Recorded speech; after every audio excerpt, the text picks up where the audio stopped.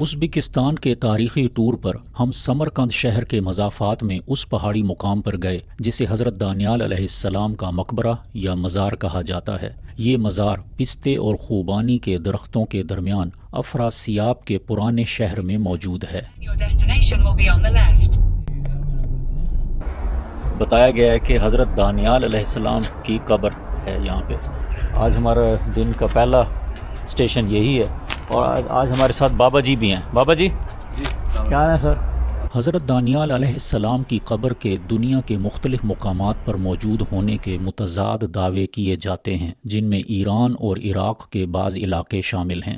سمرقند کے اس مقام پر حضرت دانیال علیہ السلام کی قبر کیسے بنی، اس بارے میں مختلف روایات ہیں۔ زیادہ مشہور روایت یہ ہے کہ دانیال علیہ السلام ایران کے شہر سوسا میں مدفون تھے۔ 14ویں صدی عیسوی میں 1380 کی دہائی میں بادشاہ تیمور نے ایشیا کے بہت سے علاقوں کو فتح کیا، لیکن ایران کے شہر سوسا کے مقام پر پہنچ کر امیر تیمور کی فوج کو فتح حاصل کرنے میں بہت مشکل ہونے لگی۔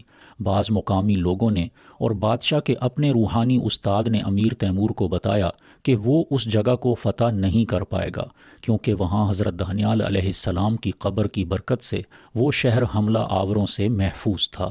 امیر تیمور نے فوراً جنگ بندی کا حکم دیا اور وہاں کی حکومت سے بعض شرائط پر قبر کو منتقل کرنا طے کیا۔ کہتے ہیں کہ حضرت دانیال علیہ السلام کا کفن لیے ہوئے قافلہ جب سمرقند کی طرف چل رہا تھا تو اس مقام پر پہنچ کر سارے اونٹ رک گئے۔ اونٹ کسی بھی صورت آگے نہیں بڑھتے تھے۔ یہ صورتحال دیکھ کر امیر تیمور نے اسی مقام پر حضرت دانیال علیہ السلام کا مقبرہ بنانے کا حکم دیا۔ بعض روایات کے مطابق اس قبر میں حضرت دانیال علیہ السلام کا پورا جسم نہیں ہے، بلکہ صرف ایک بازو دفن ہے۔ ان مختلف روایات کی پوری حقیقت صرف اللہ تعالی ہی جانتے ہیں۔ خواجہ دانیال زیارت گوہی یہ ہے۔ اب اس میں اگر یہ قبر ہے تو یہ اسی طرح کی ٹپیکل جیسے انبیاء کی قبر بہت لمبی سی قبر بنی ہوتی ہے۔ ان کے قد بھی شاید بہت لمبے ہوتے تھے یا شاید اس وقت لمبی ہی قبریں بنائی جاتی تھیں۔ تو یہ ساری جگہیں ہیں۔ ادھر اوپر سے اب راستہ جا رہا ہے تو ہم انشاءاللہ وہاں جائیں گے اور دیکھتے ہیں کیا ہے۔ اوپر یہ پہاڑی سی ہے اور وہاں پہ یہ زیارت گاہ بنی ہوئی ہے، تو اب انشاءاللہ یہاں پہ جا کے ہم دیکھتے ہیں کہ کیا ہے۔ حضرت دانیال کو ازبک زبان میں کھوجا دانیار کہتے ہیں۔ پرانے صحیفوں میں حضرت دانیال کو ببلیکل پروفٹ مانا جاتا ہے اور بائبل اور اولڈ ٹیسٹامنٹ کے انگلش ورژنز میں انہیں سینٹ ڈینیل بھی کہا گیا ہے۔ یہ ٹکٹ آفس ہے، 3 ٹکٹس 75,000 میں ہم 3 کی انٹری ہے، جو کہ یہاں پہ بہت چیپ ہے۔ ہم اکثر جگہوں پہ جا رہے ہیں 50,000 پر پرسن ہے۔ اب ہم نے ادھر سے واک کریں گے، ادھر سے واک کر کے ہم نے اب اوپر جانا ہے۔ مقبرہ سی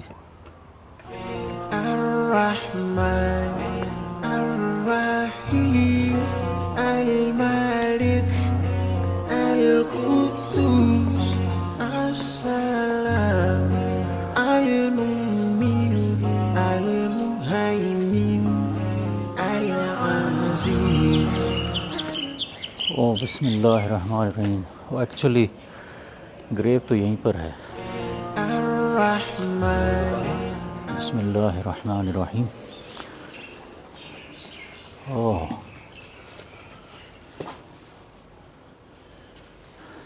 دروازہ نہیں، لیکن اتنی لمبی گریو؟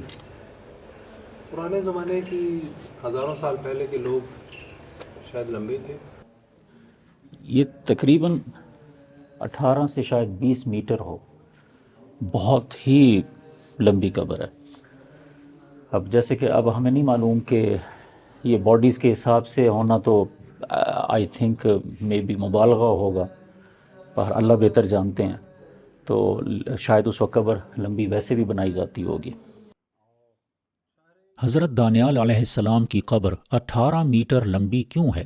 بہت سے لوگوں کا خیال ہے کہ دانیال علیہ السلام کا قد بہت لمبا تھا، جبکہ بعض لوگ یہ مانتے ہیں کہ ہر سال ان کی قبر از خود لمبی ہوتی جا رہی ہے۔ ایک روایت یہ ہے کہ بادشاہ کے حکم سے اتنی لمبی قبر بنائی گئی تھی کیونکہ مسلمان، عیسائی، یہودی سب عقیدت رکھتے تھے اور کچھ لوگ پوجنے بھی لگے تھے، اس لیے بادشاہ نے قبر کی بیرونی لمبائی اتنی زیادہ رکھی تاکہ کسی کو یہ معلوم نہ ہو سکے کہ اصل اندرونی قبر کس جگہ پر ہے۔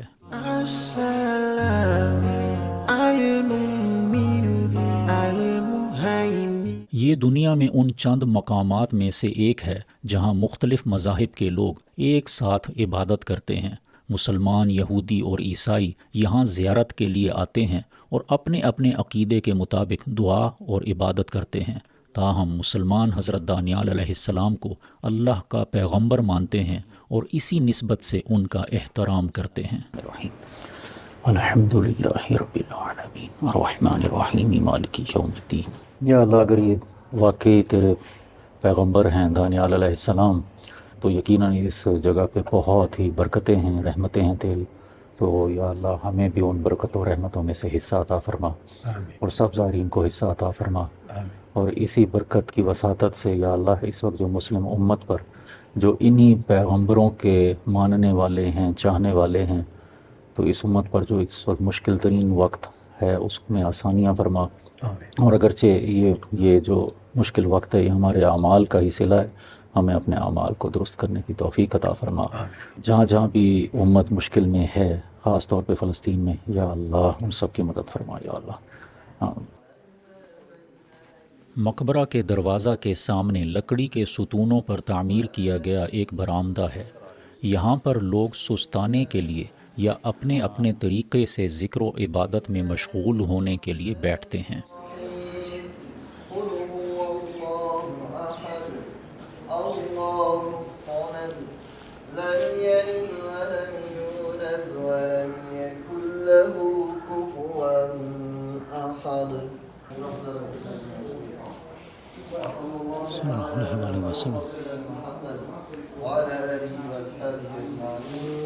آمین۔ مقبرہ سے نکل کے پھر آگے بھی کچھ اور جگہ بنی ہوئی ہے۔ یار قبر تو اتنے تک آ رہی ہے، وہ تو پھر ادھر تک ہے۔ ہاں بہت لمبی ہے بھائی۔ اب یہاں سے اندازہ کیا جا سکتا ہے کہ قبر یہاں تک آ رہی ہے، اور وہاں جو دروازہ ہے وہاں سے شروع ہو رہی ہے۔ ادھر سے آگے تو یہاں پہ جو بڑا مسئلہ ہے نا، یہاں پہ کچھ چیزیں لکھی نہیں ہوئی، تو آئی ڈونٹ نو، ویسے تو اس ٹری کو بھی انہوں نے بڑا ایک پروٹیکٹ سا کیا ہوا ہے، لیکن یہاں پہ کچھ ایسا بورڈ نہیں لگا ہوا کہ یہ کیا ہے۔ اچھا ادھر اب یہ ڈینجرس ایریا لکھا ہوا ہے، تو ادھر آگے تو ہم جانا منع ہے، لیکن اٹ از انٹرسٹنگ پلیس۔ ایک تو یہ ٹری، اس کی کیا سگنیفیکنس ہے؟ اوہ، کچھ لوگوں نے یہاں پہ اس میں یہ پیسے ڈال کر گئے ہوئے ہیں اس ٹری میں، اور یہ ادھر بھی رکھے ہیں، کسی نے پیسے ڈالے ہوئے ہیں۔ اب اس ٹری کی کیا سگنیفیکنس ہے obviously we don't know، اور نہ ہی کچھ لکھا ہے، اور شاید کوئی سگنیفیکنس نہیں ہے، جسٹ ایک پرانا ٹری ہے۔ ازبکستان میں جادو ٹونے اور بزرگوں کے مزاروں یا مقدس مقامات پر مرادیں پوری ہونے اور صحت یاب ہونے پر قدیم زمانے سے یقین پایا جاتا ہے۔ لوگ اپنی زیارت کا اختتام اکثر اس صدیوں پرانے پستے کے درخت کو چھو کر کرتے ہیں، جہاں وہ منت مانگتے ہیں، اور بعض لوگ یہاں پیسے بھی چڑھاتے ہیں۔ اچھا یہ جو ہے ایریا ہمیں نہیں سمجھ آ رہا، بس ادھر تو یہ صرف لکھا ہوا ہے ڈینجرس ایریا، لیکن ایسے کچھ بہت اینشنٹ سا ایک ڈور ہے جس پہ تالا لگا ہوا ہے۔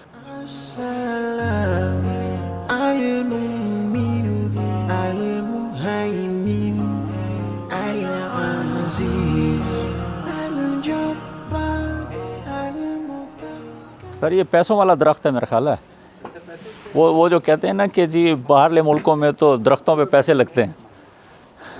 ایک اور ہم نے نوٹ کیا ہے کہ بہت بابرکت جگہ ہے، وہ ایک بندہ ہے تو اس نے آگے نا 1000 کا نوٹ رکھا ہے، ادھر 5000 کو اٹھا کے لے گیا۔ مجھے اسی وقت برکت لگی 1000 کا 5، تو اس کے لیے بابرکت کا شاید یہی میننگ ہوگا، انسٹنٹ۔ بالکل۔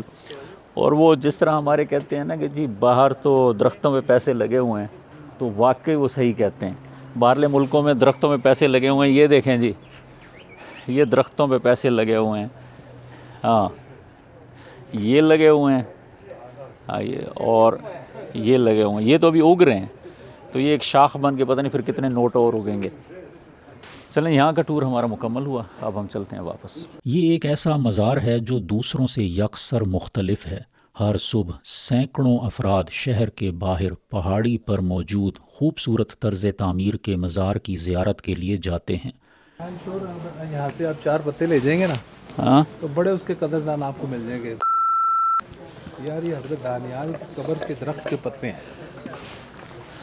یہ بڑا یہ امپورٹنٹ پوائنٹ ناصر بھائی نے بتایا کہ یہاں سے ہم کوئی یہ پتہ اٹھا کے لے جائیں اور اس کو ہم وہاں پہ کہیں پہ رکھیں اور کہیں کہ حضرت دانیال علیہ السلام کی قبر سے بابرکت پتہ جو ہے نا ہم نے اٹھایا وہاں درخت لگے ہوئے ہیں اور وہاں پہ پھر یار اٹس گڈ بزنس آئیڈیا۔ اس کے قدردان تو بھرے کیوں سر؟